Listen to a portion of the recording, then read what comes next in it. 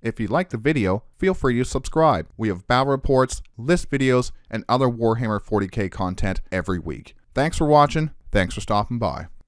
This video is a more in-depth look at the Adeptus Custodes units who got some points changes or no points changes at all. Through this March 2025 balance update, we do have some winners and losers. We actually have around the same amount of winners and losers from the balance update. Some of our key units were hit with some points hikes, while some strong units were left untouched. I feel we will still be a strong faction in the upcoming meta. First, let's take a look at some of the winners. Our first winners are the Shield Captains. All 3 Shield Captains get a 10-point buff. The on-foot Shield Captains going from 140 to 130 points, and the Shield Captain on Dawn Eagle from 160 to 150.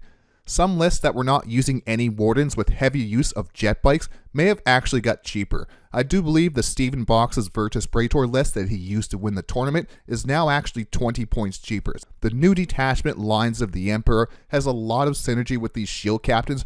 The Alaris Shield Captain is going to be a lot of fun in this new detachment.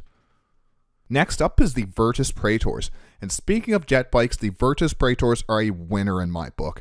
These have been a highlight of our new Custodes meta, starting from the December 2024 data slate. They hit many of the main units that the Custodes have been using to win tournaments, from the Blade Champions to the Venerable Dreadnoughts. I am happy that these Virtus Praetors didn't go up from their current price of 75 points per model, and I can't wait to see what these could do in the new Lines of the Emperor detachment. Then we have Alea and the Knight Centura. I wanted to throw Vigilators up here too, but I need to test the 10 model Vigilator unit with these 2 characters. Alea has the only fights first in our entire army. The Psychona Vigilators are 2 attacks each, strength 5, AP 2, and damage 2, and at a certain point the cost of this unit could become viable. 10 Vigilators and Alea instead of 4 Custodian Guard, just for an example.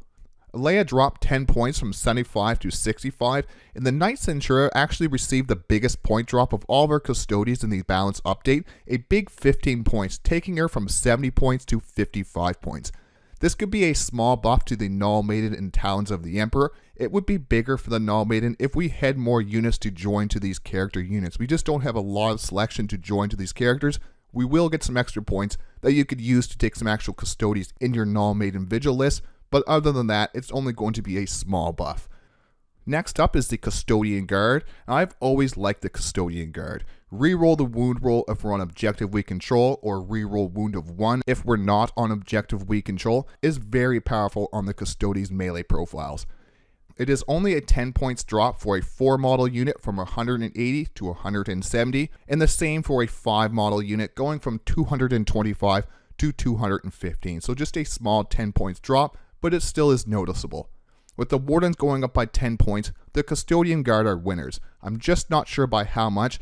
Will this make enough difference to push us to use them on the tabletop more instead of Wardens, or is it still just going to be Wardens and Custodian Guard are pushed to the side? And we shall find out in the next few weeks. And last for the winners is us, the players. If you watched my video covering the potential leaks for this balance update, you will have noticed that a lot, if not all of these rumors ended up being true. You also may have noticed I did a wish list breaking down some of the changes I thought might help the Orc Champions perform better, and it looks like joke's on me because we did get a brand new Custodes character detachment. That is not another awkward detachment like Null Maiden, Solar Spearhead, or Orc Champions where you need specific units. This is a real and potentially very strong detachment. A full overview for this detachment will be out later today or very early tomorrow. And that's our winners. Let's move on to our losers. Let's start our losers off big by going with the Blade Champion. The Blade Champion got handed a 10-point increase, going from 110 to 120 points. This now makes Valerian our cheapest Custodes character model. The Blade Champion at 120 points does hurt, but with the Wardens not being hit as hard as I think they were going to be, I think we can manage the nerf. It's still a fantastic character to lead our units and give us a once per game advance in charge and an all game reroll the charge roll, as well as those 3 deadly melee profiles we can choose from in the fight phase. Then we have the Custodian Wardens themselves. The 4 model and the 5 model Wardens went up by 10 points. 4 went from 200 points to 210 points, and the 5 model unit went from 250 points to 260 points. It is still the toughest unit we have access to with the once per game 4+ feel no pain and -1 to the wound roll if the incoming attack strength is higher than our toughness of 6. Now though, we might start considering other units. I can very much see these still being used, but we do have some other options now. The Blade Champion and 5 Wardens combo went from 360 points to 380 points. I thought the nerf would be closer to 400 points. I figured they would add 5 points per model for the Wardens. It looks like they just added 10 for the full group. It is a balance update loser, but is still a very good unit to have in your list. Next up is our big boy, the Telamon Heavy Dreadnought. It's another unit that I feel could have been a bit worse, but it's going to hurt in the only real detachment they are being used in, the Solar Spearhead. And a nerf is a nerf. The Telamon is now 10 points more expensive than a Caladius Grav Tank, and the Caladius Grav Tank is 215, and a Telamon Heavy Dreadnought is now 225 points. They do provide different rolls on the table though, but it does matter now that a Caladius Grav Tank is cheaper than a Telamon. Then we add the 10-point nerf to the Solar Spearhead Detachment Augury Uplink. That enhancement went from 25 points to 35 points, so for that character Telamon Heavy Dreadnought, he actually went up by 20 points. We may see less max units of 3 Telamons in lists, with players deciding to go only with 2 of these heavy dreadnoughts in their lists instead. And last up for our unit losers is the Venerable Contemptor Dreadnought. And I knew this was coming as soon as I got some games with the Solar Spearhead using 3 of these in a list. For some lists, they are a minor problem. Against some other lists, they were very hard to deal with, especially if you had 3 of these on the table. For one-phase factions like Tau or World Eaters, where they can only really have one phase of damage, either shooting or melee, these are a nightmare to take out on the table, since they stand up at the end of the phase, so if you shoot it to death, it's just going to stand back up and charge you. If you can only charge and kill it, it's just going to stand back up, and then charge you in the following Custodes turn. They did catch a 10 points increase, taking them from 160 points to 170 points. It is a bummer that they did go up, but luckily they are still very good in the Solar Spearhead Detachment. And speaking of the Solar Spearhead Detachment, it is a loser as well. This detachment took a hit. There's no way around that. Lists will have gone up from 50 points or more, some even closer to that 80 to 100 points. The Telamon, the Venerable, and the Blade Champion Warden's nerf hits this detachment the hardest. Then another 10 points added to the Augury Uplink enhancement, now 35 points instead of 25 points.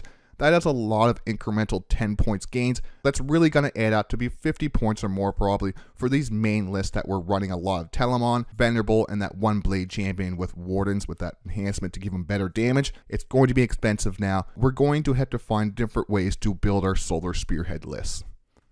Then we have the Orc Champions detachment. Of course, we couldn't expect GW to buff all of our detachments, but still, I would like a little bit of love sent these detachments way eventually. And that being said, I would like to see this detachment get a bit of love to make it more viable to use. I think just giving it away to bounce around that detachment rule assemblage of might for +1 to the wound, I think that's all it would really need to add some extra power and strength to this detachment. Just keep the stratagems the same if you have to, just change that one stratagem to allow us to bounce this around. Then of course we have the Null Maiden Vigil. I know the interest in this detachment is not high. I still would have liked to see something to make it a bit more dangerous on the tabletop. There's nothing really in that detachment that's going to make our Psychona units a huge threat on the table. Most of the time, you're just going to gun these things down. And that's the Custodes winners and losers from the March 2025 data slate. Let's move on to some final thoughts. These were the main winners and losers from the March 2025 balance update for the Adeptus Custodes. If you have any of your own winners and losers, throw them down in the comments. And it doesn't have to be negative bashing these units. It could be one of your favorite units that didn't get a nerf, or just another unit you would have liked to see it get a buff, but it didn't in this balance update. This is the second video for the Custodes covering the balance update. Next, we will have an overview of the new Lines of the Emperor detachment, covering all the rules with some lists and tips for this new detachment. I'm very excited for this new detachment if you can't tell. It plays much more how I like to play my Custodes. I prefer infantry on the board and have different ways to threaten my opponent. Subscribe for that Lines of the Emperor detachment overview, as well as our weekly battle reports, list videos, and other Warhammer 40K content. And like always, thanks for watching, thanks for stopping by.